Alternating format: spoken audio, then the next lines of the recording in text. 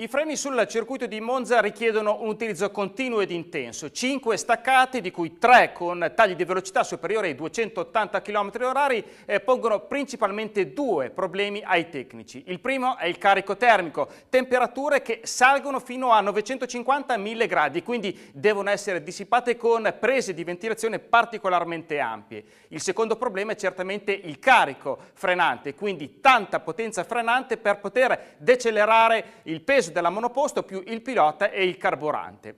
Quindi il pilota dovrà anche avere grande sensibilità sul pedale del freno per evitare bloccaggi delle coperture anteriori nelle 3 staccate più impegnative, quindi la prima variante, la Roggia e soprattutto la chicane della Ascari.